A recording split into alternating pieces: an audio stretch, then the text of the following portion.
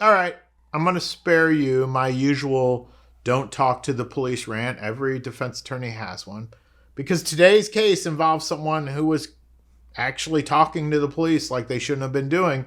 And the police told this dude some lies. So we all know the police are legally entitled to lie to you. That wouldn't be worthy of a video. But are there limitations on these lies? And in Squire v. State, we had this dude who was robbed late at night while passing out CDs in a parking lot as part of his employment. Some shots were actually fired in this robbery attempt and hit a young lady in the head. She survived. Squire, the guy who did all this, was convicted of attempted murder and attempted robbery. He received a 25-year prison sentence for this incident. Now, I know what you're thinking. Let's clear the air.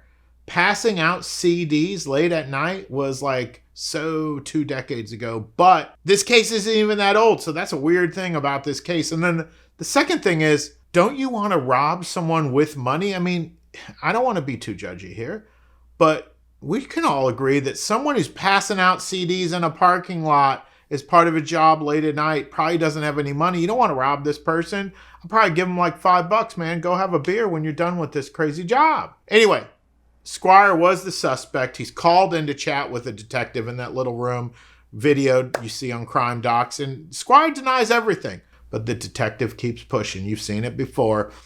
And he says, like, look, if you confess, you're not going to get an attempted murder charge to the shot to the head. You'll get an attempted robbery charge. And Squire asks this guy, the detective, are you sure I'd get a lesser charge? The detective says, you want an attempted robbery or attempted murder? Which one do you want to face? Well, to that, Squire confesses. And then after he confesses, he's like, you told me I'd get a lesser. If I tell you the truth, I'm happy I spilled my guts to you. Well, the detective immediately denies he promised anything to Squire, and you kind of wonder why no one trusts these cops, right? Well, the question is, did the detective go too far to get this confession? So Squire did get his Shawshank moment.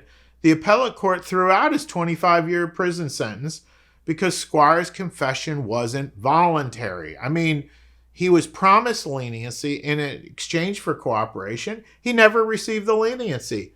Case gone. Now, folks, even a slight implied promise is going to get a case thrown out.